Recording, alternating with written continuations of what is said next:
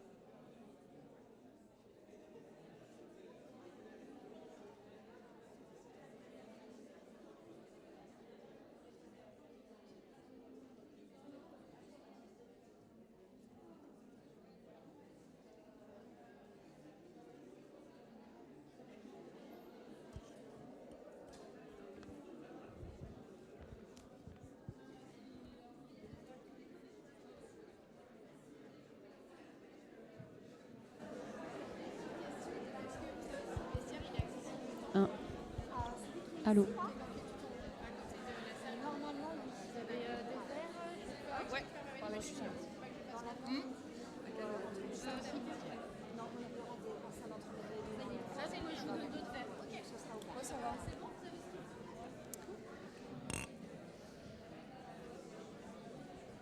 On va reprendre. Merci, merci. Alors, nous accueillons maintenant Marion Bernard, qui est conservatrice restauratrice au laboratoire Arc-Antique, qui est spécialiste des objets archéologiques métalliques, et Charlotte Haguin, qui est étudiante en conservation-restauration à Paris 1, à la Sorbonne, et qui vont nous parler d'une ciste étrusque et de travaux de dérestauration. Voilà, merci beaucoup. Tout d'abord, bonjour à tous. Nous souhaitons d'abord aussi remercier chaleureusement les organisatrices de ces journées. Bravo pour cet énorme travail. Nous allons, avec Charlotte, vous présenter un travail qui est encore en cours. Et en effet, Charlotte présentera son travail pour sa soutenance de master. Donc cette ciste provient d'un site très connu, qui est le site d'Aléria, et qui, depuis toujours, est connu dans le monde méditerranéen, ne serait-ce que parce qu'il y a des vestiges qui sont conservés en élévation. Il fait partie du voyage d'inspection en 1839 de Mérimée, et je vais citer les paroles de Pierre-Jean Campocasso, directeur du patrimoine de la collectivité de Corse. Ce territoire fut un enjeu stratégique majeur dans la Méditerranée antique, véritable phare de la mer Tyrrhénienne et port d'entrée sur la Corse. Aléria rayonne pendant toute l'Antiquité. À partir de 1955, un couple d'archéologues, Géas, entame des fouilles, notamment sur le Forum et la cité romaine. Dès 1960, les fouilles se poursuivent plus au sud et mettent au jour plusieurs nécropoles plus anciennes, dont les tombes contenaient beaucoup de mobilier funéraire. Ces nécropoles s'étendent de -500 avant Jésus-Christ à -150. Les fouilles dureront ainsi 30 ans et ont permis de dégager une superficie aujourd'hui mesurant 27 hectares. Très rapidement, le musée associé aux vestiges archéologiques a pu présenter ses découvertes dans le parcours d'exposition.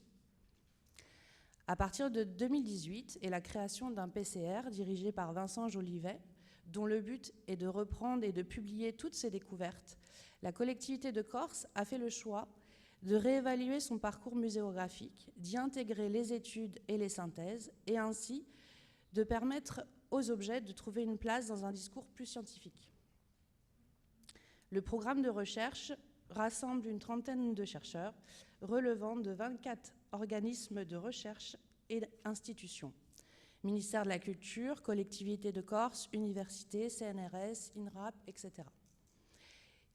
Et il a été accompagné par un grand chantier des collections permettant le recollement de tous ces objets. C'est ainsi que dans les réserves, parmi les 4511 objets en métal, plusieurs objets bruts de fouilles ou déjà en partie consolidés sont réapparus. Ces derniers, rapprochés des carnets de fouilles, ont pu être étudiés, relocalisés dans les nécropoles et ainsi faire partie de la future exposition permanente. Vous avez ici quelques exemples issus de la monographie de ce PCR. C'est dans ce cadre que des objets sont arrivés au laboratoire Arcantic et une proposition de stage de Master 2 a été lancée sur le traitement d'un objet très spécifique qui va maintenant vous être présenté. Donc, du coup, je vais vous parler un peu des cystes au préalable. Donc, généralement, les cystes, on les retrouve dans des contextes funéraires. Elles sont souvent associées à du mobilier lié aux libations et aux préparations de banquets. Donc, on retrouve de la vaisselle, des chaudrons. Et dans d'autres cas, on peut aussi les retrouver en tant que petits coffrets de toilette avec du petit mobilier comme des miroirs, des huiles, des parfums. Et dans des cas plus rares, en tant qu'urne funéraire. Donc, notre cyste a été retrouvé en 1967 dans la nécropole de Casabianca à Aléria. Elle fait partie de la tombe 91 et elle a été retrouvée du coup dans cette tombe avec un squelette de petite fille et d'un homme adulte. On l'a retrouvée au niveau de la banquette sud près de l'homme avec un mobilier varié, mais notamment des situles, des vases et des coupes. Et c'est la seule cyste qu'on a retrouvée sur toutes les fouilles d'Aléria. Donc, c'est une cyste à cordon étrusque, en alliage cuivreux et en fer, qui est datée de 475 à 450. Et elle est formée de 2 tôles martelées, donc une pour le fond et pour le corps, qui sont enroulées entre elles et qui sont refermées à l'aide de cordons sur la face. Généralement, on peut retrouver des anses soit sur les côtés, soit au niveau de la bordure et du coup de la hauteur de la cyste. Et dans notre cas, on a retrouvé 2 anses qui se terminaient en volute et qui étaient passées et maintenues par des attaches et elles maintenues par des rivets. Et souvent, on peut aussi retrouver des pieds sur les cystes. Et justement, pour la nôtre, on a eu des soupçons de pieds parce que les rapports que tenaient les archéologues GIAS à l'époque ont parlé de 2 pattes de lion griffues qui avaient été retrouvées à côté de la cyste, mais après plusieurs examens, on n'a aucune trace finalement que ces pieds appartenaient bien à notre cyste parce qu'on n'a pas on n'a pas de rivet, on n'a pas de soudure ou quoi. Donc, pour faire un rapide constat d'état, on a un objet qui est très fragmentaire, qui est très lacunaire, qui a une forte déformation. On a une fracture nette au niveau des anses qui nous suggère que cette rupture mécanique est plutôt d'origine humaine et qui s'est faite après excavation. On a une hétérogénéité de surface avec des phénomènes de corrosion différentielle marqués sur plusieurs zones. On a aussi une corrosion galvanique avec de gros produits de corrosion du fer au niveau du jonc de la cyste et un profil aussi différentiel de minéralisation. Donc les anses et les rivets présentent un cœur métallique résiduel assez important alors que tout le reste de la tôle et des attaches sont complètement minéralisés. On se demande aussi s'il y a un risque physico-chimique par rapport aux tensions mécaniques de l'objet et aussi un peu plus tard des soupçons de reprise de corrosion. Et du coup, tout l'intérêt de cette cyste, ce sont les anciennes interventions qui ont été faites. Donc on a des comblements en plâtre, donc matériaux hygroscopiques, qui favorisent la rétention de l'humidité et surtout ces comblements ont été faits de manière très invasive. Et un adhésif de remontage qu'on a jugé être une colle néoprène qui montre une forte rigidité, une irréversibilité au solvant et un jaunissement, et du coup, ce qui pourrait entraîner aussi des risques de tension mécanique sur notre objet. Donc, la question centrale sur nos futures interventions, ça a été de déterminer justement quels sont les impacts de ces anciennes interventions, de ces matériaux de restauration sur notre objet, et du coup de savoir si on peut les conserver ou s'il faut absolument les retirer, justement pour des raisons de sécurité, de lisibilité et de véracité scientifique. Donc nos choix se sont basés sur ces trois questions. Donc on a fait 2 propositions, proposition 1 et 2. Donc les 2 propositions comporte à l'intérieur un dégagement, des retouches, une protection et le remontage des anses. Mais du coup, la réflexion s'est faite sur les anciennes restaurations. Donc la proposition 1 a été une des restaurations complètes de l'objet, donc du plâtre et de la résine. Mais cette option a vite été écartée parce que du coup, le risque de ce démontage, le risque que... Pardon. Cette option a été écartée parce qu'elle s'avérait apporter un trop grand risque par rapport au démontage et à la fragilité de l'objet et de la tôle. Il y avait aussi un aspect assez chronophage au regard des délais de mon stage qui me demandait un peu trop de temps d'intervention. Et aussi le rapport bénéfice-risque de cette dérestauration n'était pas la priorité face à la stabilité entre guillemets du montage actuel et aussi la structure globale du remontage qui semblait assez cohérente et finalement stable. Et donc on s'est plutôt porté sur une conservation raisonnée où on a opté pour un compromis qui consistait à maintenir les anciennes interventions tout en les affinant et les rectifiant. Et donc pour commencer, on a décidé de garder la résine parce que, comme je l'ai dit juste avant, elle était inerte face aux tests de solubilité. Et donc, on a testé avec un peu d'éthanol où il y a eu un léger ramollissement, mais c'était insuffisant pour faire un retrait mécanique sans risque pour la tôle. Donc du coup, face à cette irréversibilité et finalement, il n'y avait pas tellement de tension mécanique sur notre objet, et que les collages semblaient plutôt cohérents, on a décidé de garder les montages actuels. On a juste essayé de dégrossir et de retirer les coulures parce qu'il y avait énormément de coulures et de débordements de résine sur tout l'objet, pas seulement sur les collages. Et donc ça a été fait avec l'aide d'un scalpel à ultrasons qui finalement ramollissait plutôt bien la résine. Donc la plus grosse question, ça a été pour le plâtre. Pour le plâtre. Donc on l'a abordé de deux manières différentes, donc soit sa conservation intégrale, soit son retrait.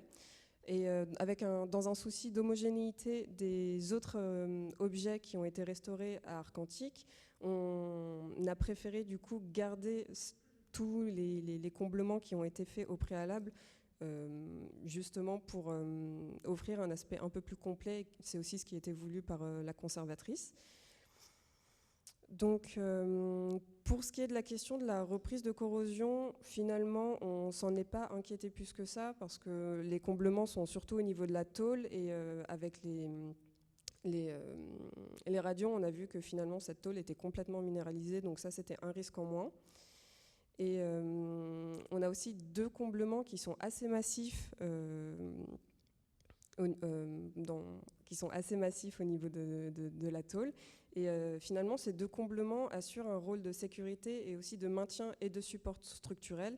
Donc un retrait total aurait pu finalement rapporter une fragilité à l'objet et aussi des risques de fracture lors des manipulations. Elle sert aussi de maintien un peu entre le fond et le corps de l'objet. Et en plus de ça, on a pu voir que finalement la mise en forme initiale du plâtre suivait assez fidèlement, reprenait les cordons de la ciste. Et on s'est dit que justement cette base en plâtre pouvait nous servir de sorte de squelette pour nos futurs comblements. Donc ils ont juste été dégrossis et retravaillés de manière mécanique pour pouvoir affiner un petit peu au maximum et correspondre au reste de la tôle. Donc ça, c'est pour les comblements qu'on a gardés. Et le deuxième choix, c'était les comblements qu'on ne gardait pas et pourquoi on ne les gardait pas. Donc c'était principalement les comblements qui avaient été jugés inutiles et qui ne jouaient pas de rôle structurel. Les comblements qui avaient été déjà désolidarisés entre eux ou qui n'étaient plus solidarisés à la tôle. Et aussi les comblements qui donnaient un aspect de faux à l'objet. Donc après dégagement, cela nous a permis de découvrir finalement des informations archéologiques, donc la présence d'autres rivets qui étaient préalablement masqués. Cela aussi a mis en évidence que les anciennes interventions étaient très invasives parce que le plâtre recouvrait inutilement des larges parties de métal d'origine. Et donc, en diminuant aussi ces débordements, on a pu libérer des fragments de la tôle qui avaient été emprisonnés complètement dans le plâtre, qui n'étaient plus visibles, et du coup, corriger un peu ces erreurs de montage. Donc, après, pour les comblements, on est repassé avec un mastic paralloïde chargé et teinté, soit par-dessus ou soit sur les lacunes qui étaient creuses.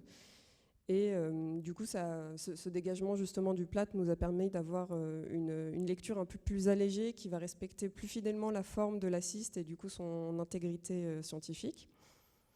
Et du coup, pour dégager les produits de corrosion, l'objet a déjà été étudié auparavant par les spécialistes, donc on a décidé d'aller un petit peu plus loin dans le traitement des produits de corrosion et justement pour maintenant répondre à un but plus muséal dans le cadre de l'exposition permanente qui va se faire. Donc on a décidé de continuer le dégagement du jonc. Il y avait déjà une fenêtre qui avait été au préalablement faite par les anciennes restaurations. Et du coup, la surface qui avait été déjà dégagée, on l'a jugée on a jugé que c'était bien cette surface qu'il fallait qu'on atteigne parce qu'elle était assez lisse, elle était assez homogène et finalement, elle se rapprochait fortement de notre limite de surface d'origine. Donc, on a eu un retrait au sablage à la microbite de verre et une protection a été placée sur les anses qui étaient très fragiles du coup. Enfin les anses et les attaches avec une pâte siliconée.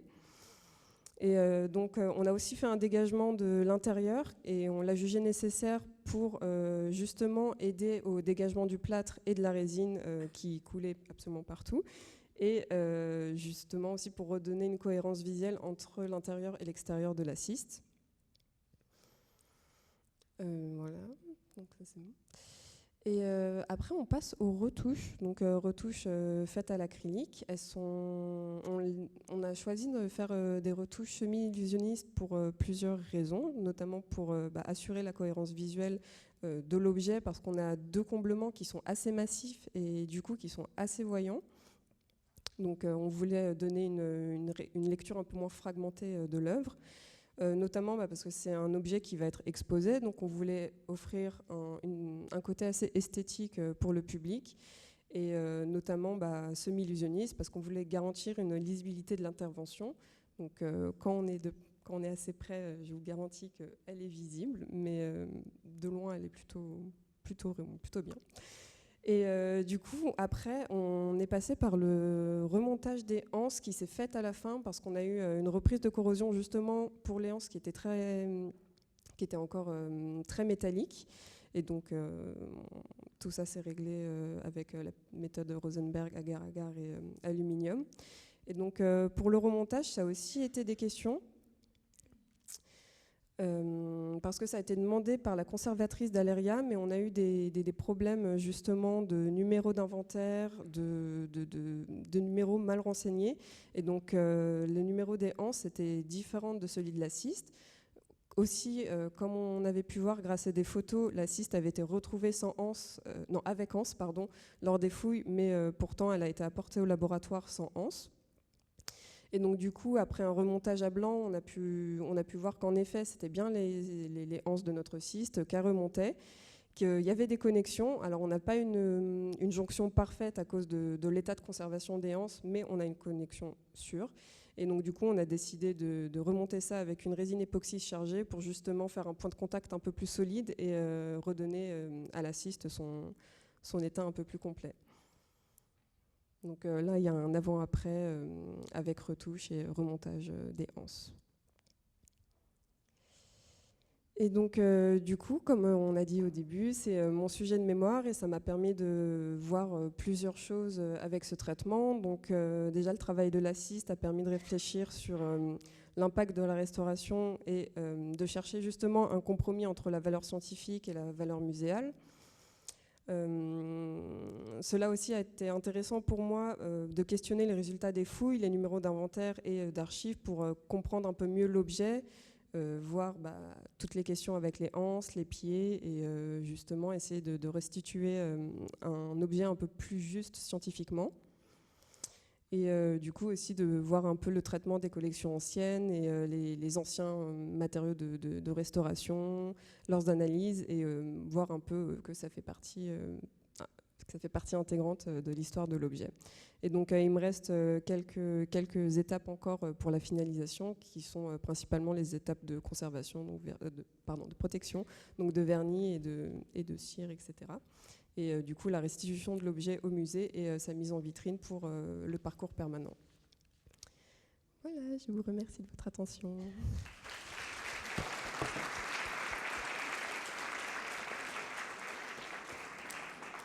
Merci beaucoup. Et j'appelle maintenant Mathilde Villette et Aymeric Raymond pour nous parler d'un nouveau cas de militaria. Mathilde Villette est conservatrice du patrimoine et s'occupe ici au musée d'Aubray des collections militaires et médiévales. Et Aymeric Raymond fait son second passage, laboratoire argentique, avec ici peut-être plus la spécialité métal. Voilà, autour de la salle Rochebrune du musée d'Aubray.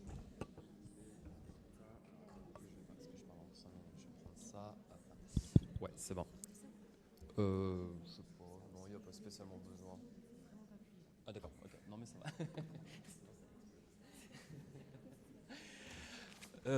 Rebonjour, c'est Remois, mais cette fois-ci en spécialité métaux.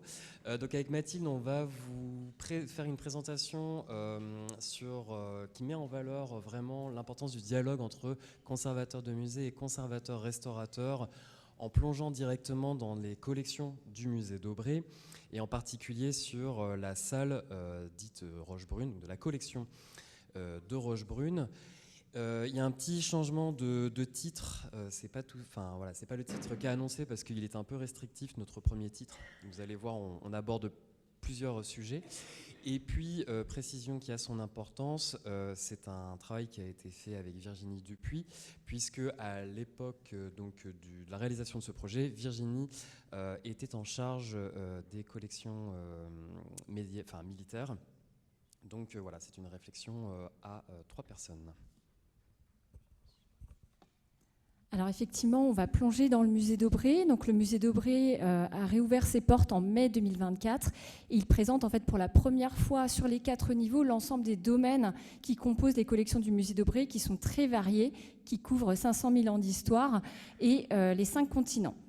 Nous, on va s'intéresser plus particulièrement au premier étage, à la salle 29, la salle donc, consacrée à la présentation des collections d'armes des comtes de Rochebrune, dans un étage qui est lui-même consacré au temps du collectionnisme. Alors, les comtes de Rochebrune, qui sont-ils ? Alors, ce sont des aristocrates vendéens donc, en haut à gauche, vous avez Octave de Rochebrune, qui est un aquafortiste de renom. Vous voyez certaines de ses gravures à l'eau forte sur les collections justement d'armes, puisqu'il va se passionner pour l'archéologie et notamment sur les armes qu'il considère depuis la préhistoire jusqu'à les périodes plus contemporaines. En 1880, il va donner ses collections à son fils Raoul de Rochebrune, que vous voyez ici en bas à gauche, qui lui-même va enrichir régulièrement en fait, ses collections et aussi les diversifier, puisque voyant le marché de l'art se tarir pour les collections de haute époque, les collections médiévales, je crie dans le micro, voyant les collections d'armes, le marché de l'art se tarir pour les collections médiévales qui étaient vraiment le centre de sa collection, il va se tourner vers les armes extra-européennes qui sont moins rares, on va dire, et moins chères aussi. Donc il expose ses collections dans le château de la cour d'Aron à Saint-Cyr-en-Talmondet en Vendée, c'est la photo que vous voyez au centre. Et la particularité des Rochebrune également, c'est qu'ils vont énormément documenter leur collection. Donc ils vont réaliser des catalogues, ils vont publier aussi dans des articles qui sont parfois aussi agrémentés d'illustrations réalisées par Octave de Rochebrune, et puis correspondre aussi avec des scientifiques, avec des collectionneurs de renom. Et puis, point important aussi, ces modes d'acquisition sont vraiment variés. Ils vont pratiquer des fouilles archéologiques sur le territoire en Vendée, mais ils vont aussi acheter auprès de marchands du territoire ou de Parisiens. Et puis également avoir tout un réseau de rabatteurs, de pêcheurs qui vont leur indiquer à chaque fois lorsqu'il y a des découvertes sur le territoire et notamment en contexte fluviaux. Donc voilà, donc on a toute cette abondante archive, on ne les a pas toutes, mais en tout cas on a une masse importante de ces archives dans les collections du musée d'Aubray. En 1923, Raoul de Rochebrune va réaliser son testament en faveur du musée d'Aubray. Il va réaliser un legs. Il meurt en 1924 et ce sont 1024 pièces d'armes et de pendeloques qui vont rejoindre le musée d'Aubray en 1930 puisque sa femme va décéder en 1929 et elle en avait l'usufruit. Petite particularité, il va gréver son legs de charges très précises. Je ne vais pas revenir en détail sur ces charges. On reviendra après dessus. En tout cas, elles sont vraiment très précises. Et évidemment, le musée d'Aubray se doit de les respecter. Ces collections, vous en avez un aperçu ici. Elles sont extrêmement diverses. On a des collections d'archéologie militaire, des collections d'armes de haute époque qui, comme je le disais, sont vraiment les collections qui sont les plus importantes de toute sa collection, des armes extra-européennes, Orient et Asie, et puis des armes historiques jusqu'à la Première Guerre mondiale. Pour ces collections, on a quelques doutes sur la présence de faux et de pièces authentiques en fait, au sein de ces collections, comme c'est souvent le cas pour des collections qui ont été constituées au XIXe siècle. Voilà nos problématiques pour présenter ces collections au sein d'un nouveau parcours permanent. Comment est-ce qu'on distingue les vrais des faux dans ces collections qui comprend aussi des œuvres qui sont parfois inédites et remarquables? Comment est-ce qu'on expose ces faux? Ou est-ce qu'on doit les exposer ou non? Comment est-ce qu'on restaure et qu'on expose aussi une collection aussi éclectique? Alors du côté du conservateur, effectivement, ces faux posent des questions d'analyse et d'étude, ce qui fait qu'on doit énormément problématiser et poser des questions très précises pour le conservateur-restaurateur en fonction déjà des recherches qu'on a fait évidemment en archives. Et puis pour se questionner aussi sur leur présentation. Les recherches documentaires sont évidemment indispensables avant d'arriver à cette étape-là et pour pouvoir aussi présenter correctement ces collections. On doit aussi plonger dans l'univers du collectionneur, quasiment se mettre à sa place et se mettre dans son état d'esprit pour comprendre parfois pourquoi est-ce qu'il a publié telle ou telle collection, pourquoi est-ce qu'il l'a mise en avant, qu'est-ce qu'il recherchait personnellement dans ses publications. On doit respecter les intentions et les charges évidemment du testateur et on doit montrer la diversité et l'éclectisme de ces collections, mais évidemment dans un parcours muséographique de manière très organisée et homogène dans un parcours permanent. Et donc pour cela, on a besoin d'un dialogue avec conservateurs-restaurateurs. Oui, donc nous, dans ce travail de réflexion, effectivement, on a pu apporter toute l'étude matérielle de ces collections et notamment des faux, puisque à Arcantic, on a quand même la chance d'avoir une série de techniques analytiques et d'examens assez riches. On a participé évidemment aux réflexions sur le traitement des faux, comment est-ce qu'on les traite pour les exposer, et puis toute la réflexion sur la notion de traitement homogène pour cette collection aussi éclectique. Donc d'où l'importance ensuite donc, du dialogue entre nos deux corps de métier. Alors, en ce qui concerne la question des faux, je ne vais pas refaire toute l'historiographie, mais déjà très tôt, même à la fin du XIXe siècle, Émile Espérandieu avait quelques doutes sur l'authenticité de certaines pièces de collection, notamment celles qui provenaient de fouilles archéologiques du territoire. On voit ensuite que lorsque Catherine Partepoil va réaliser une étude assez exhaustive de cette collection, elle va considérer qu'on est plutôt sur une infime partie des collections qui présentent des faux. Laure Bartet, qui était en charge de ces collections et qui a été directrice de Grand Patrimoine de Loire-Atlantique, à l'inverse, commençait plutôt à croire que ces faux étaient quasiment systématiques. Aujourd'hui, on est dans un regard plus mesuré, c'est-à-dire qu'on sait qu'il y a des faux dans cette collection, mais que ce n'est pas peut-être systématique, et c'est ce qu'on va voir avec les deux cas d'études suivants, avec deux pièces de collection d'armes qui paraissaient au départ très douteuses. Donc le premier cas, c'est l'épée dite du Guet de Velluire, d'une commune en Vendée, fief de la famille Rochebrune. Donc là, c'est important aussi, justement, dans la littérature qui va être proposée autour de cette épée. Léonard Dumont, dans sa thèse de doctorat, va reprendre l'étude de cette épée et percevoir tout de suite que la poignée est clairement de l'âge du bronze et qu'elle ne correspond pas à la lame qui, elle, est en fer.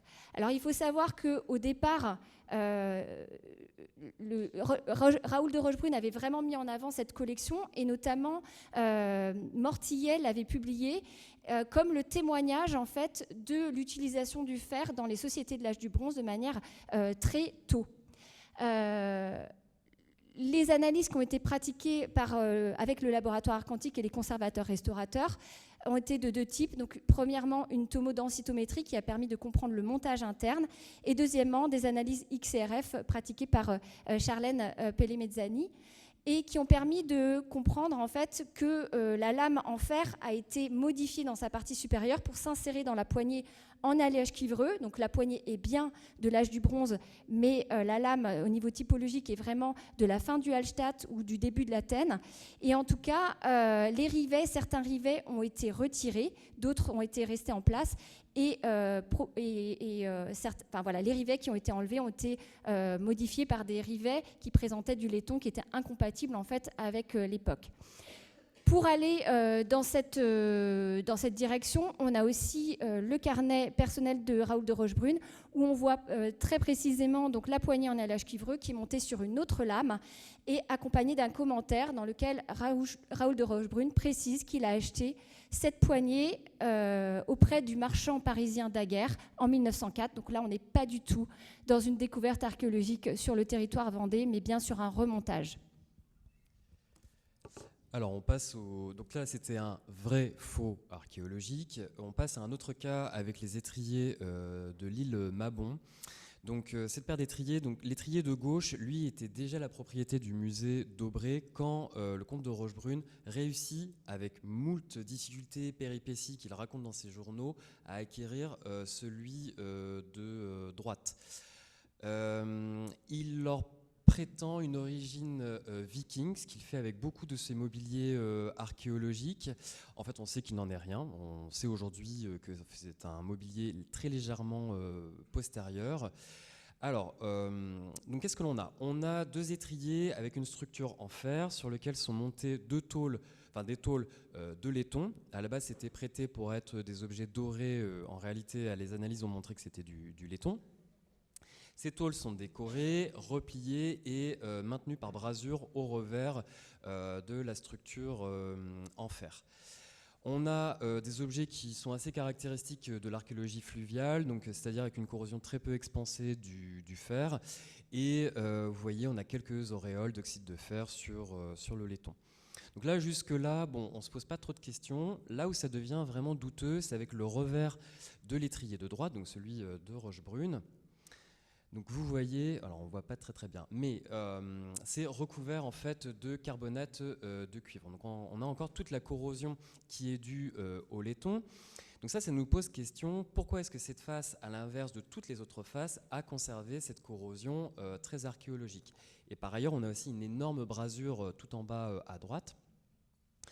Donc deux hypothèses, soit pour une raison ou pour une autre qu'on ignore, il a tout nettoyé sauf cette face-là. Bon. Autre hypothèse, eh bien peut-être qu'on a des restes de bronzine. La bronzine, c'est quoi ? C'est une résine naturelle dans laquelle on a des espèces de petites paillettes de bronze. Ça peut être aussi du laiton. Et en fait, c'était une technique bien connue du 19e siècle et qui s'utilise d'ailleurs encore aujourd'hui pour venir imiter la dorure. Donc ça pouvait être aussi une technique faite soit par le vendeur, soit par Rochebrune lui-même pour donner plus de valeur à ces étriers pour lesquels il avait vraiment un très très fort attachement émotionnel. Donc pourquoi est-ce qu'on se pose ces questions ? Eh bien parce que, encore une fois, on se replace dans la démarche scientifique de la conservation qui est de présenter un pan du collectionnisme du 19e siècle au travers des péripéties de la famille Rochebrune. Donc s'il s'agit bel et bien de bronzine, ça a un intérêt scientifique dans le discours pour montrer un exemple de maquillage assez typique réalisé sur les collections au 19e siècle. Alors il existe des tests assez simples pour la bronzine. Première chose, en fait, on peut faire des tests au solvant pour voir si on attaque la résine naturelle.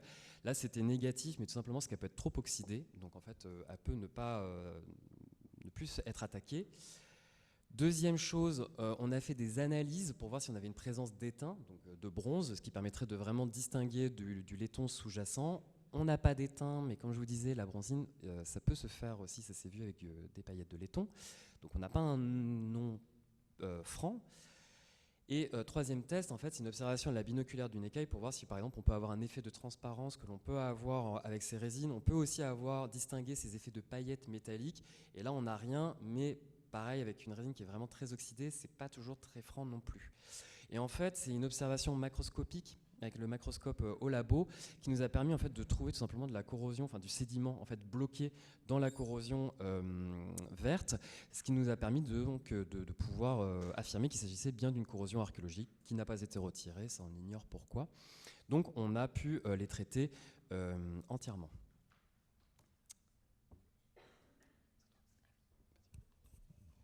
Donc effectivement, sur les 1024 pièces qui constituent la collection des Roches Brunes, 107 objets ont finalement été sélectionnés pour l'exposition dans le parcours permanent.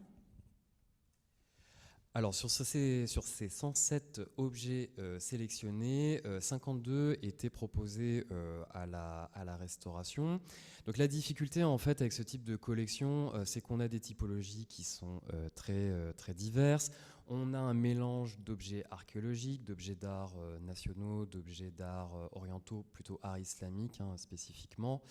On a des états de conservation très variés, avec un joyeux mélange d'objets complets, incomplets.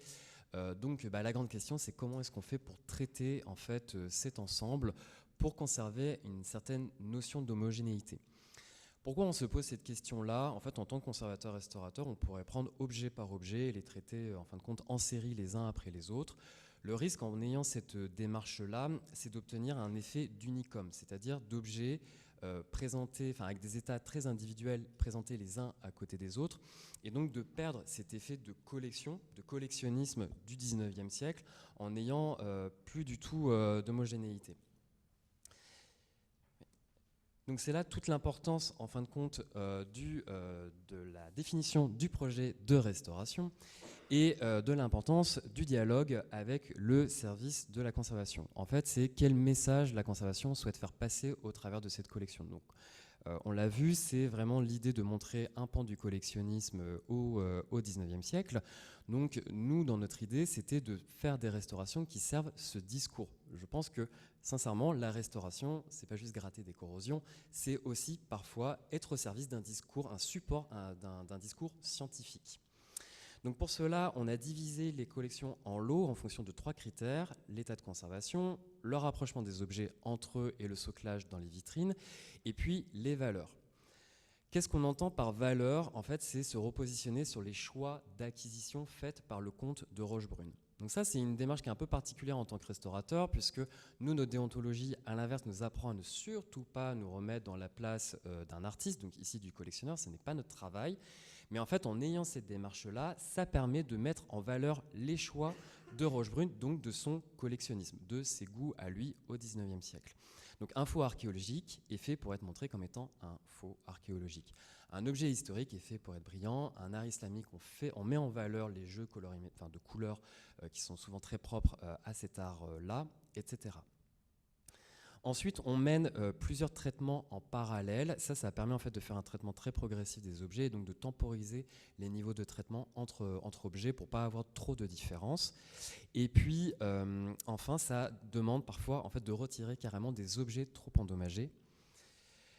Donc ça a été le cas par exemple de cette arme-là, vous voyez, qui était vraiment en très mauvais état, notamment pour les cuirs. Donc ça, moi j'avais demandé à Virginie de retirer, simplement parce que je n'arriverais pas à atteindre à un niveau suffisamment satisfaisant esthétiquement par rapport au reste de la collection. Et Virginie en fait a proposé une arme d'une typologie très proche à la place. À l'inverse de ce Kilige du Perse, sur lequel on a beaucoup plus poussé le curseur de la restauration. On est sur un unicum dans la collection Rochebrune. C'est la seule pièce de ce type dans sa collection. C'est une arme du XVIe siècle, assez remarquable, malheureusement qui a été assez maltraité. Vous voyez, on perd les jeux de couleurs entre l'acier noirci, la dorure.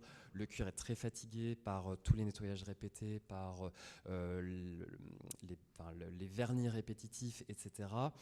Donc, je vous ai mis une photo UV pour vous montrer toutes les résines dessus. Donc je ne vais pas rentrer dans les détails de la restauration parce que ce n'est pas l'objectif. Mais voilà, on a fait un gros travail mécanique pour pouvoir retirer tous les vernis sur les métaux, nettoyer les cuirs. Les cuirs, malheureusement, on n'avait pas le temps de faire de remise en forme. En plus, de toute façon, ils étaient beaucoup trop oxydés pour ça.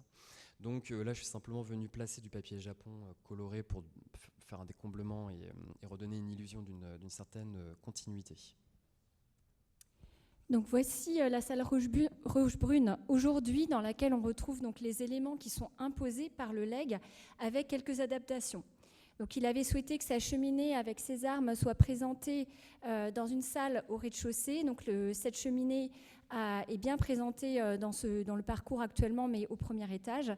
La plaque qui stipule donc ces collections appartenaient au comte de Rochebrune est aussi présente, et puis avec son médaillon. Et il souhaitait également que ces collections soient présentées sur un fond rouge tendu de peluche. Donc évidemment, on n'a pas respecté le côté peluche dans le fond. Par contre, on a respecté la couleur du fond rouge. Et puis, il souhaitait également que les deux étriers qu'on a vus précédemment soient réunis dans une même vitrine, ce qui est le cas. La question des faux a été résolue quelque part, ou en tout cas le choix a été fait de les présenter dans une vitrine à part au centre de la salle. C'est celle que vous voyez ici au premier plan, avec donc des cartels et puis des explications, un sommaire sur les analyses pratiquées et leurs conclusions. Donc le reste de la vitrine est organisé de manière chrono-thématique et souhaite surtout valoriser la famille Rochebrune qui a fait don de ses collections en respectant évidemment le legs, mais aussi les intentions d'un cabinet d'armes. Vraiment, l'intention première était de revoir en fait la présentation telle qu'elle était chez les Rochebrune, jouant sur l'accumulation et sur une impression d'unicité aussi dans cette collection, comme l'a précisé Aymeric. Au-dessus des vitrines, vous voyez les gravures d'Octave de Rochebrune, déjà qui mettent en valeur le personnage et puis la famille, et qui permettent aussi de retrouver les collections qui ne sont pas présentées au sein des vitrines. On l'a vu, on a une centaine de pièces qui est présentée sur la totalité. Et puis, ça permet aussi de faire des allers-retours entre les pièces qui sont présentées en vitrine et celles qui sont représentées au-dessus, avec parfois des petites différences. Tout cela a été rendu possible, vous l'avez vu, par le dialogue constant entre conservation, donc notamment Virginie et Aymeric, et conservation-restauration, et puis le dialogue évidemment continue pour continuer à percer et à traquer les faux dans cette collection. Merci.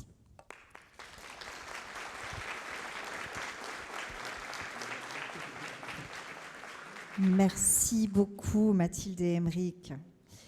Et nous accueillons maintenant Laetitia Nonne, j'espère ne pas très bien écorcher votre nom. Vous allez nous parler des traitements protection sur lesquels vous travaillez pour la conservation des objets archéologiques en fer en vue de leur exposition. Vous êtes responsable du laboratoire de restauration de la Fédération des archéologues de Wallonie et de Bruxelles. Le micro ? Oui, merci.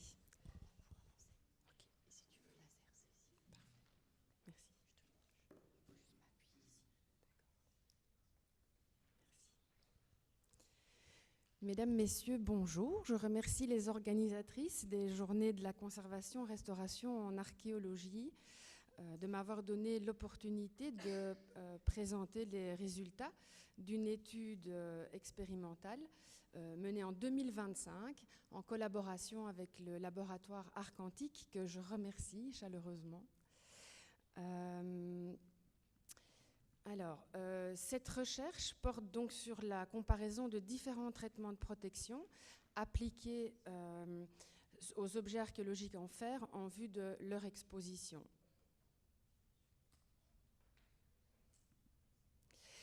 Alors, cette recherche est née d'un questionnement issu de ma pratique professionnelle quotidienne en tant que conservatrice-restauratrice au laboratoire de la Société royale d'archéologie de Bruxelles. Ça a un petit peu changé il n'y a pas longtemps.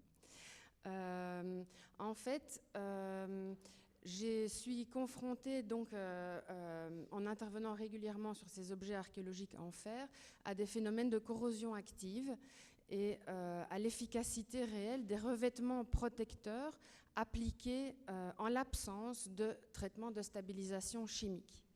Dans notre laboratoire à Bruxelles, seules les techniques de protection de surface sont directement accessibles, tandis que les traitements chimiques de stabilisation ne peuvent être envisagés que ponctuellement et uniquement via des prestataires externes. Ces contraintes m'ont amené à m'interroger sur les performances de ces couches de protection lorsqu'elles sont utilisées sans traitement chimique préalable et à entreprendre cette étude qui s'inscrit dans le prolongement d'un travail mené en 2024 au laboratoire Arcantic consacré à la corrosion active des objets archéologiques en fer et à l'évaluation de l'efficacité des différentes méthodes de stabilisation. La méthodologie retenue pour cette étude s'est développée à partir de la sélection du corpus. Pour répondre aux besoins du protocole expérimental, les objets sélectionnés devaient présenter un noyau métallique, des produits de corrosion chlorurés et des signes de corrosion active. Un corpus homogène de barres de fer issu des fouilles de l'ancien hôpital militaire américain de la Première Guerre mondiale, situé sur le site de la gannerie du Tertre à Savenay, a été retenu. Ces objets présentaient un noyau métallique et des altérations physico-chimiques caractéristiques d'une corrosion active. Les opérations de caractérisation réalisées au laboratoire Arcantic étaient indispensables à l'établissement d'un diagnostic précis permettant d'évaluer l'état matériel et la stabilité des barres. Les radiographies X effectuées ont permis de visualiser la structure interne des objets et de confirmer la présence d'un noyau métallique et de localiser la surface originelle des objets. L'observation à l'œil nu a permis de mettre en évidence les altérations physico-chimiques localisées se manifestant par des fissurations, par des détachements qui entraînent des pertes de matière, accompagnées de formations de cratères ponctués de piqûres pulvérulentes orangées qui sont caractéristiques d'une corrosion active, le cœur de l'objet étant lui constitué d'un métal plein et lourd. Dans le cadre de la préparation des échantillons pour analyse, des fragments des barres ont été découpés à l'aide d'un disque diamanté pour obtenir une coupe transversale. Les fragments ont ensuite été enrobés dans une résine époxy thermodurcissable, puis les échantillons ont été démoulés, polis manuellement, et pour terminer, la surface a été métallisée au carbone en vue des analyses suivantes afin d'assurer une conductivité électrique suffisante. Une fois les échantillons préparés, ils ont été utilisés pour élaborer une représentation stratigraphique du faciès de corrosion à l'aide de l'outil participatif MICOR, qui est un système de comparaison visuelle des faciès de corrosion spécialement conçu pour l'étude des métaux archéologiques et historiques, qui a été développé par la Haute École de Conservation-Restauration ARC en Suisse. Ces observations macroscopiques et microscopiques, elles ont permis en fait de mettre en évidence la présence du métal, de préciser la stratigraphie des produits de corrosion et d'identifier les zones potentiellement instables. Ces observations ont été complétées par des analyses physico-chimiques réalisées en collaboration avec l'Institut des matériaux de Nantes, Jean Rouxel. Les analyses ont été concentrées dans les zones ciblées à l'interface entre le métal et les produits de corrosion. Les images de la zone analysée de l'échantillon obtenues au microscope électronique à balayage, elles mettent en évidence le métal en gris clair et les produits de corrosion, les oxydes de fer, en gris foncé. Mais en plus de ces observations, il est possible de préciser la composition élémentaire de l'échantillon et de quantifier les différents éléments par spectroscopie à dispersion d'énergie. Les analyses effectuées sur les échantillons ont révélé la présence de fer, issu du métal de base, ainsi que de chlore, principalement localisé près de la frontière entre le métal et les produits de corrosion, généralement au niveau des fissures. Des analyses Raman ont été concentrées dans la même logique que pour les analyses MEB-EDS, à l'interface entre le métal et les produits de corrosion. Ces analyses ont permis d'identifier le composé d'acaganéite, un oxyde de fer chloruré, grâce à plusieurs pics caractéristiques à 310, 390, 539 et 721 qui correspondent spécifiquement à ce composé. Les principaux oxydes et hydroxydes de fer en fait, sont répertoriés dans un tableau constituant un inventaire des produits de corrosion sous forme de spectre servant de référence pour identifier les différents composés. Alors, 2 protocoles d'application ont été envisagés afin de prendre en compte l'influence potentielle du temps de séchage sur l'efficacité des protections. C'est un paramètre déterminant qui affecte directement la formation, la continuité, mais aussi la stabilité du film protecteur dans le temps. Donc, un corpus de 36 échantillons a été constitué et réparti en 2 groupes distincts. Le premier groupe, c'est le lot A, qui est constitué de 18 échantillons répartis en 6 lots, contenant 3 échantillons chacun, où les protections étaient appliquées directement sur les échantillons sans l'étape de séchage préalable. Tandis que le deuxième lot, le lot B, est constitué lui aussi de 18 échantillons répartis en 6 lots contenant chacun 3 échantillons, qui, eux, ont été séchés pendant 3 semaines dans une étuve à 30 degrés avant l'application des protections, puis soumis à un séchage supplémentaire de 3 semaines après l'application des protections. Donc, l'étude porte sur 4 traitements spécifiques qui ont été comparés à 2 échantillons témoins afin de disposer d'un point de référence objectif pour l'évaluation de l'efficacité des protections. Le lot 1 est constitué d'un échantillon qui, lui, est conservé dans son état d'origine avec sa couche de sédiments intacte. Il est brut et non traité. Tandis que le lot 2 est constitué d'échantillons qui ont été sablés mais non traités. Donc, les 4 lots sont constitués d'échantillons sablés qui ont été soumis à 4 différents types de protection. Le lot 3 est constitué d'échantillons sablés et traités à la cire microcristalline cosmoloïde H80 diluée dans du white spirit. Le lot 4, lui, est constitué donc d'échantillons sablés et traités au paraloïde B72 à 5% dans l'acétone. Le lot 5 est constitué d'échantillons sablés, eux traités au paraloïde et à la cire, une combinaison des deux. Ces 2 types de protection agissent principalement comme une barrière physique entre le matériau et son environnement immédiat. Le lot 6, lui, est constitué d'échantillons sablés, mais traités à l'acide tannique, utilisé comme un inhibiteur de corrosion qui agit par la formation d'une couche de tannate de fer relativement stable, modifiant les propriétés électrochimiques de la surface et limitant la diffusion de l'oxygène vers le métal. L'étude comparative présentée ici, elle repose sur des analyses réalisées par oxymétrie, utilisées pour évaluer l'efficacité des traitements appliqués. Cette méthode non invasive permet d'évaluer la présence d'une corrosion active sur un objet en observant la consommation d'oxygène. Elle permet également d'évaluer l'efficacité d'une protection de surface. Si la protection est efficace, elle empêche la consommation d'oxygène. La mise en œuvre de cette méthode s'appuie sur le protocole développé par Henning-Mathieson en 2007.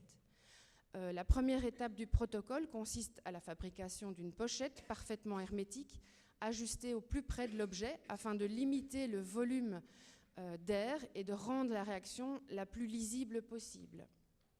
Cette enceinte est réalisée à partir de sacs en film escale, composés d'une face en aluminium et d'une face transparente en film plastique, qui sont habituellement utilisés pour la conservation sous vide des objets patrimoniaux. Un capteur constitué d'un colorant fluorescent qui est sensible à l'oxygène est placé à l'intérieur de la pochette transparente. Ensuite, une solution d'eau et de glycérol est préparée dans un contenant qui qui sera placé à l'intérieur de la pochette. La quantité de ces solutions est ajustée en fonction de l'humidité relative souhaitée, ici 80%, afin de favoriser les échanges électrochimiques et la consommation d'oxygène en cas de réaction. Cette quantité est calculée à partir du volume de la pochette et de la différence entre le volume de la pochette et celle de l'objet. La pochette elle est ensuite scellée à l'aide d'une thermosoudeuse et le taux d'oxygène est alors mesuré à l'intérieur de la pochette grâce à la fibre optique reliée à ce boîtier Fibox 4. Et ensuite, les données obtenues à partir de ces mesures vont constituer la base de l'analyse comparative qui est présentée ici. Donc, les valeurs obtenues par oxymétrie sont reportées dans un tableau Excel, puis représentées sous forme de graphique, avec le taux d'oxygène en ordonnée et le temps en abscisse. L'analyse des lots non séchés met clairement en évidence l'impact du sablage sur la corrosion du fer. Les barres sablées sans protection présentent une consommation d'oxygène nettement plus élevée que les barres non sablées, indiquant que l'élimination des sédiments expose une surface plus réactive et va accélérer la corrosion. En revanche, les traitements appliqués après sablage permettent de limiter cette consommation d'oxygène avec des degrés d'efficacité variables selon la protection qui a été appliquée. Parmi les traitements appliqués après sablage, la cire microcristalline se révèle la plus efficace pour limiter la corrosion. À l'inverse, le paralloïde seul ne joue pas un rôle protecteur significatif et même associé à la cire microcristalline, il n'atteint pas l'efficacité de la cire appliquée seule. Pour l'analyse des lots séchés, elle montre aussi que les barres sablées sans protection présentent une consommation d'oxygène nettement plus élevée que les barres non sablées. Et que les traitements appliqués après sablage permettent de limiter cette consommation d'oxygène avec des degrés d'efficacité variables. Parmi eux, la cire microcristalline et l'acide tannique se révèlent les plus efficaces pour ralentir la corrosion. L'association paralloïde-cire offre également une protection notable, bien que légèrement inférieure à la cire utilisée seule. À l'inverse, donc, le paralloïde reste moins performant et ne permet pas une réduction partielle, il ne permet qu'une petite réduction de la consommation d'oxygène. Les résultats obtenus montrent clairement que les barres de fer sablées laissées sans traitement présentent une reprise de la corrosion très marquée. Parmi les traitements testés, l'application de cire microcristalline a démontré une efficacité supérieure aux autres traitements appliqués, en particulier lorsque les objets ont été séchés avant et après l'application. Elle va former un film protecteur homogène et adhérent à la surface des objets qui limite les échanges avec l'humidité ambiante, ce qui se traduit par une consommation d'oxygène nettement réduite et un indicateur d'une corrosion active limitée. Ce constat rejoint les observations faites dans ma pratique professionnelle où l'application de cire microcristalline a montré une très bonne stabilité dans le temps. Le paralloïde B72 utilisé seul s'est en revanche révélé insuffisant pour empêcher la reprise de corrosion dans les conditions expérimentales étudiées, malgré sa stabilité chimique reconnue.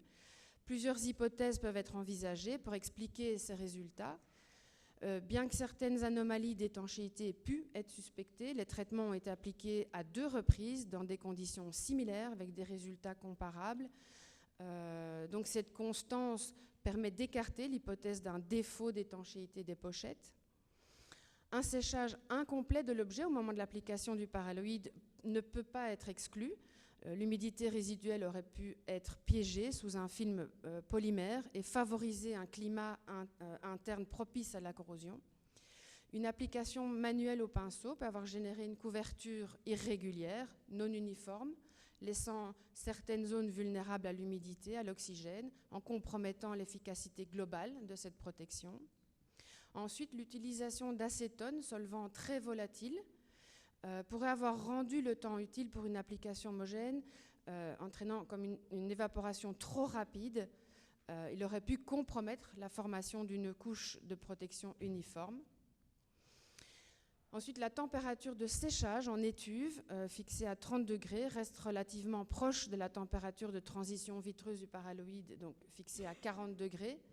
Cette proximité pourrait avoir réduit la résistance mécanique du film, et une solution à 5% pourrait être trop diluée, ce qui entraînerait la formation d'un film trop mince. Mon expérience professionnelle m'a conduit à écarter l'usage du paralloïde en raison de son aspect brillant qui confère aux objets une apparence artificielle proche du plastique. L'association du paralloïde et de la cire conduit à des résultats intermédiaires. Lorsqu'elle est appliquée sur des échantillons correctement séchés, cette amélioration de la protection par rapport au paralloïde B72 utilisé seul. Par contre, son efficacité demeure toujours inférieure à la cire microcristalline. Cette différence peut s'expliquer donc par le fait qu'on vient d'expliquer les hypothèses par rapport au paralloïde. La cire microcristalline n'a pas pu remplir pleinement son rôle protecteur. Concernant l'acide tannique, son efficacité limitée s'explique par la prédominance de phases de corrosion stables en surface, telles que la magnétite, qui réduit l'accès au métal résiduel qui est nécessaire à son mode d'action. La faible donc disponibilité des zones réactives a limité l'interaction entre l'inhibiteur et le fer métallique. Ce travail met en évidence l'importante déterminante du séchage qui permet d'éliminer l'humidité résiduelle et de garantir une adhérence optimale des revêtements. De manière générale, les résultats montrent que le séchage améliore significativement l'efficacité des protections appliquées, et elle souligne la performance particulièrement convaincante de la cire microcristalline, à condition d'en maîtriser rigoureusement les conditions d'application. Elle conforte mon choix de privilégier ce traitement dans la conservation des objets ferreux. Les perspectives de cette recherche nous poussent à tester la durabilité des protections à plus long terme, d'explorer l'application combinée d'acide tannique avec une cire microcristalline sur des substrats métalliques, mais aussi d'ajuster les paramètres de mise en œuvre du paralloïde. Donc par exemple, diminuer sa température de séchage en étuve en allongeant sa durée de séchage et sa concentration, augmenter sa concentration. Mais aussi de tester d'autres résines de la gamme paralloïde, par exemple le B44 ou le B67. Merci pour votre attention.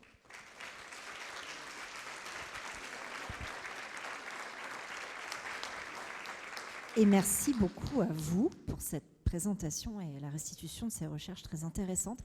Et j'appelle nos intervenants de cette deuxième session pour une séance de questions et d'échanges.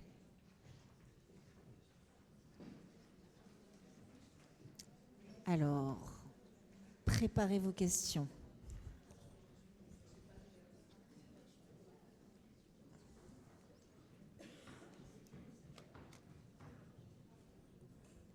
Y a-t-il une première question?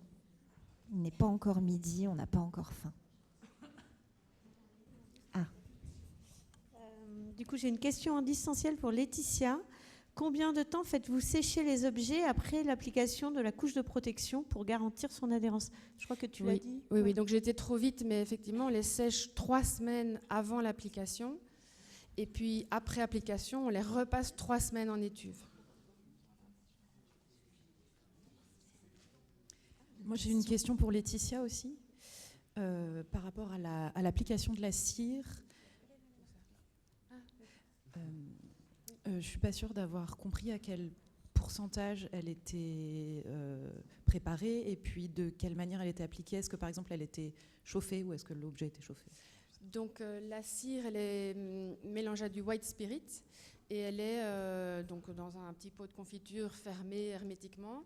Et quand elle doit être appliquée, c'est l'objet qui est légèrement chauffé pour qu'au moment où on applique la cire, elle se dilue de manière la plus homogène possible, sans créer une couche trop épaisse. Il y a 10% de cire, oui. Moi aussi, j'ai une question sur la cire.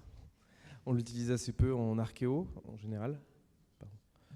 J'aimerais savoir un peu, un retour même d'expérience un peu dans la salle. Nous, notre retour, c'est qu'elle est assez difficile à dérestaurer. Elle est assez difficile. La réversibilité de la cire est assez mauvaise. Donc nous, on l'utilise quasiment pas du tout. C'est soit des solvants très lourds, soit sur des objets qui sont, comme des ferreux par exemple, qui sont poreux ou qui ont des micro-reliefs. Clairement, c'est quasiment impossible à enlever complètement. Donc je me pose des questions un peu sur l'utilisation de la cire. Bien que le paraloïde soit pas bien mieux, on est bien d'accord. Mais... Donc moi je l'enlève assez facilement parce que c'est une couche qui n'est pas très épaisse. J'enlève facilement à l'acétone et je l'enlève beaucoup plus facilement que le paraloïde. Oui, à l'acétone. Ouais. Mais par contre dans la salle, il y a quelqu'un qui m'a expliqué qu'elle l'enlevait avec des gels. Alors je ne sais plus qui m'en a parlé, mais en tout cas, apparemment, les matières grasses peuvent être facilement enlevées avec des gels. Il y a une question au premier rang notamment.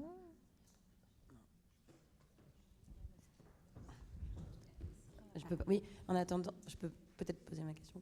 J'ai plusieurs questions aussi pour Laetitia. Quelle cire microcristalline tu as utilisée déjà, premier point? La cire, laquelle? Oui. La Cosmo H80. D'accord. Et après, pour le paralo, pourquoi si peu concentré? Pourquoi 5%? Oui. Sur des surfaces aussi rugueuses, aussi... voilà. Bah oui, je ne sais pas. J'aurais dû... Oui. Je me permets de compléter. En fait, c'est une pratique qui se fait en archéologie. D'où est-ce que ça fait partie de ces pratiques? D'où est-ce qu'elle vient? Qui est-ce qui a déterminé ça? Mystère total. En objet d'art, le vernis paraloïde, c'est 10%. Bien sûr, ouais. mais parce que 5%, c'est trop juste. Mais parce que tu as un jeu de brillance sur de l'histo qui gêne à l'archéo. Oui, mais tu mets de la cire par-dessus. Voilà, sinon tu mets de la cire par-dessus. Mais en fait, ça, c'est des pratiques qui ne sont pas encore admises vraiment partout dans les pratiques, mais parce qu'on est encore très arrêté sur le côté 5% pour ne pas avoir de brillance, que la cire qui n'est de fait pas lustrée, en fait, est aussi un nid à poussière, tu vois. Et ça peut être un risque. On n'est pas dans un musée quand on rend ces collections-là. Je veux juste dire que faut pas dire que le paraloïde c'est pas un bon vernis. C'est juste que le mode d'application est peut-être pas adapté. C'est ça bien que je voulais sûr, dire. Dans les perspectives, c'est ça que j'essaye de bien dire, c'est que je pense que ce serait intéressant de recommencer le même protocole, mais avec le paraloïde à une concentration plus élevée. Je me permets juste encore une fois de compléter parce que par exemple au LAM, ça fait longtemps que vous êtes passé à une toute autre, un autre protocole, je crois que c'est vernis 10% et cire pour casser la brillance. Et en fait c'est des rééducations à avoir aussi localement pour montrer qu'en fait c'est pas grave de mettre beaucoup de paralo, etc. quoi. C'est un autre boulot, mais tu as raison, hein, le paralo c'est pas mauvais effectivement. Ouais, non mais bien sûr. Alors, il y a une question là-haut. Oui. Je vais rebondir là-dessus aussi. Marine Crouzet, Acoros. Du coup, pour répondre à Florent, Acoros, ça va dépendre aussi si on est sur un objet composite stabilisé ou pas stabilisé. Mais pour les objets qu'on ne peut pas passer en bain ou qu'on a choisi de ne pas passer en bain, on utilise en effet un vernis plus une cire. Et on va utiliser, nous, le paraloïde 44 plutôt, à 10% avec la cire. Et nous, la cire, c'est aussi pour des protections hydrophobes. Hein. C'est pas juste pour casser la brillance. Parce que pour les objets qui vont en réserve, finalement, la brillance, c'est pas ça la priorité. Et merci d'avoir en tout cas ouvert ce sujet. Et on aimerait aussi avoir une suite d'autres paralos, d'autres concentrations et d'autres types de cire. Nous, on utilise la cire Renaissance, qui est un peu plus chère, mais qui est très facile d'utilisation aussi, qui a tendance à fondre en effet très bien et à pénétrer les objets. Mais elle est déjà préparée, c'est pas vous qui Oui, par contre, elle est déjà préparée, donc la concentration exacte, je ne sais pas exactement. Mais c'est en fait ce que vous avez présenté, on en a l'intuition depuis longtemps que la cire marche très bien, et c'est bien d'avoir prouvé ça. Et si en plus on peut se passer du paralo, c'est une étape en moins, et ça peut être intéressant. Voilà. Juste pour rappel, sur le contexte de travail en Belgique, il n'y a pas de stabilisation. Donc vraiment la recherche elle était sur la possibilité, alors j'entends la difficulté de la réversibilité, mais d'abord c'était d'empêcher la reprise de corrosion. C'est ce paramètre que nous on a moins dans nos pratiques aussi. Et pour la réversibilité, nous on l'enlève aussi au Way Spirit plutôt, c'est vrai, on reprend le même solvant et tout simplement pas avec des gels mais avec des papiers absorbants et en fait ça finit par sortir en absorption comme ça et en bain si on peut de solvant, mais quand c'est trop fragile, juste en absorbant la cire, elle s'en va très bien aussi. Ou mécaniquement, si elle est très épaisse, ça part. Alors, il y avait encore des questions ici. Oui. Alors, moi c'est également sur ces doubles protections, Laetitia. Moi, quand je suis personnellement, dans ma pratique quotidienne, quand je sais que ça repart dans des mauvaises conditions, moi, je fais les 3. Je fais un paralo à 10%, enfin, je fais un acide tannique, un paralo à 10% et une cire. Et comme ma cire, je la pose sur mon paralo, je ne peux pas chauffer mon objet. Donc là, je vais utiliser aussi souvent la cire Renaissance. Parce qu'en effet, si je chauffe, je prendrai une cosmoloïde, mais à une concentration beaucoup plus élevée. Parce que moi, par exemple, quand je chauffe, je suis à 40% la cire. Donc voilà. Mais c'est vrai que moi, je me suis posé la question, pourquoi tu n'as pas testé les 3 ensemble? Oui. Pour revenir... Il y avait déjà énormément d'échantillons. Et donc, en fait, on s'est posé vraiment la question du séchage. Je pense que pour moi, c'est essentiel de me rendre compte que ces 3 semaines de séchage changent tout. Je ne séchais pas 3 semaines en étuve, je séchais 3-4 jours, une semaine. Mais en fait, depuis, il passe obligatoirement 3 semaines avant, 3 semaines après. Et ça change aussi mon devis, mon espace-temps dans mon mais 30 degrés, avant, ça me paraît pas très élevé en fait comme température, 30 degrés avant protection, avant barrière. Effectivement, on pourrait augmenter les degrés avant protection. Oui. Moi aussi, du coup, c'est pour Laetitia. Plusieurs points. Par rapport à la concentration, alors moi j'avais fait des tests au LRMH avec Annick Texier où on avait fait plusieurs éprouvettes avec plusieurs types de cires différentes et plusieurs concentrations. Les résultats avaient montré qu'en concentration plus faible, en plusieurs couches, c'était plus efficace qu'une cire à forte concentration. Et la cire la plus intéressante était Si, c'était ça, Anne-Marie. Ah si. C'était à 10%, c'était plus intéressant en 2 couches qu'en plus forte concentration. Bon, alors Anne-Marie me contredit, mais on l'a fait ensemble, donc il faudra relire. Après, j'aimerais que tu me dises comment est-ce que tu es sûr, en enlevant à l'acétone, alors que c'est quand même un hydrocarbure, que tu arrives à bien éliminer ta cire. Ça, j'avoue que ça me perturbe. La première couche grasse qui a vieilli, où il y a un petit peu de poussière, quand ils reviennent des musées qu'ils ont été exposés pendant 5 ans, pas traités, la première couche part très facilement à l'acétone. Mais t'as fait est-ce que tu as eu un moyen d'être sûr que tu l'as vraiment éliminé? Non. Parce que ne serait-ce qu'un test de goutte, tu as pu voir si c'était encore hydrophobe ou pas.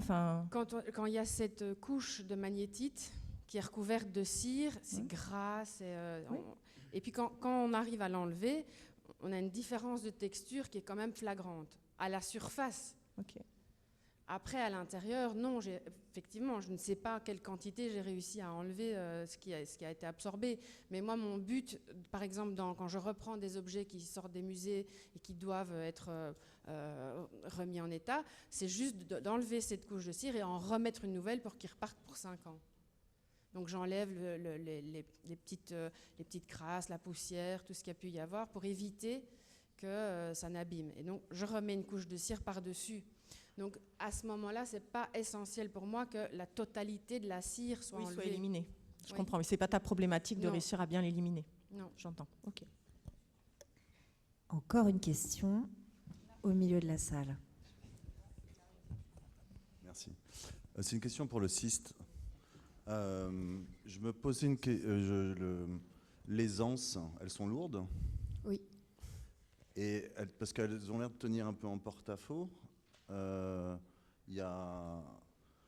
tient bien.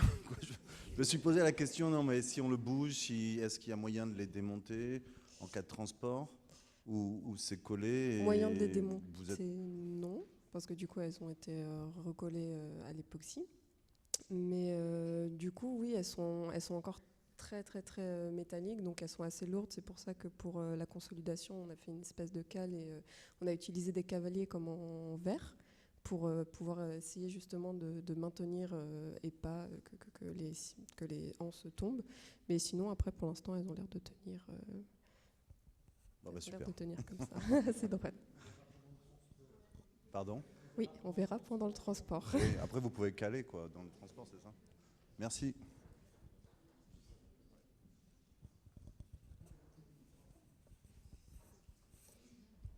D'autres questions ?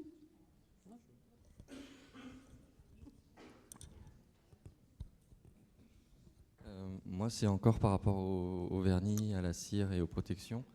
C'est juste, tu mentionnais que le solvant pouvait être un problème avec la vitesse d'évaporation.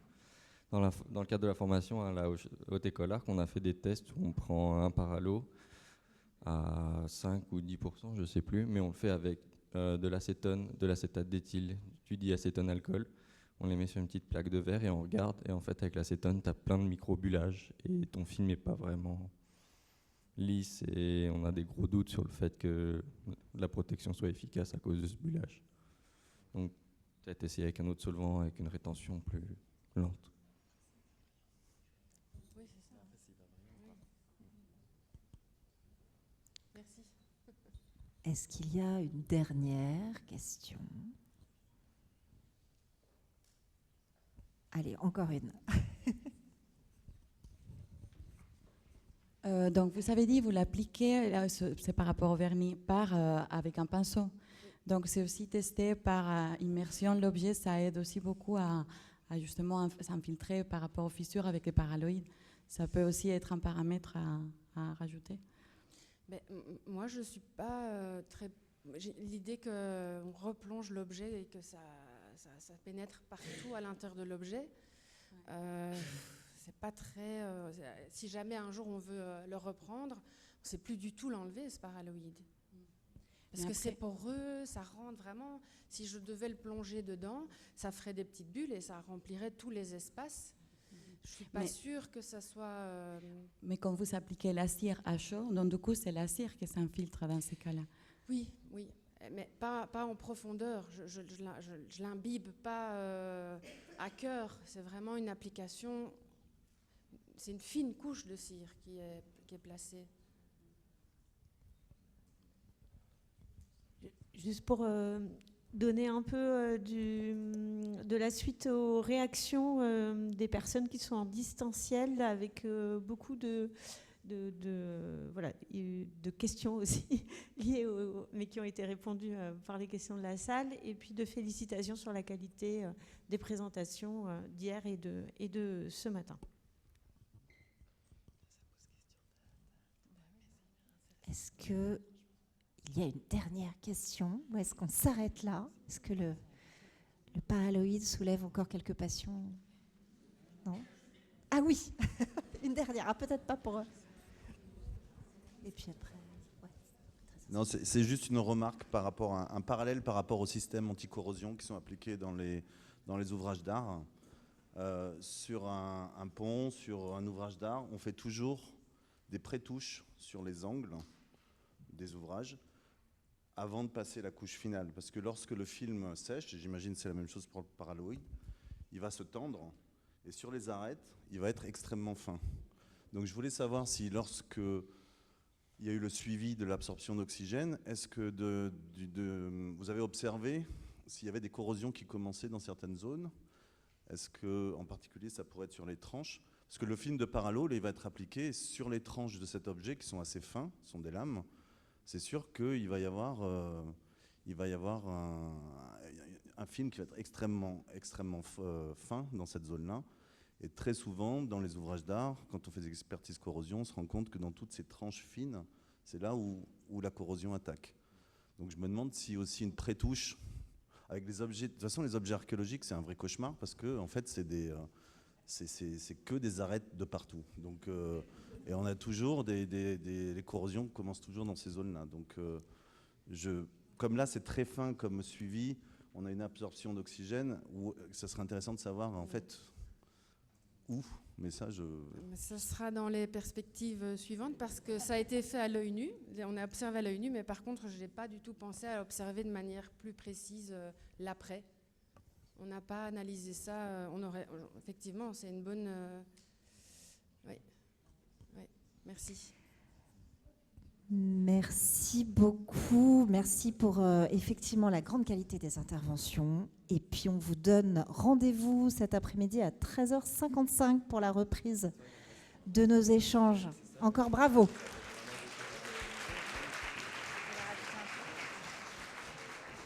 Je rappelle aux intervenants de hier et d'aujourd'hui qui sont attendus en mezzanine pour le repas.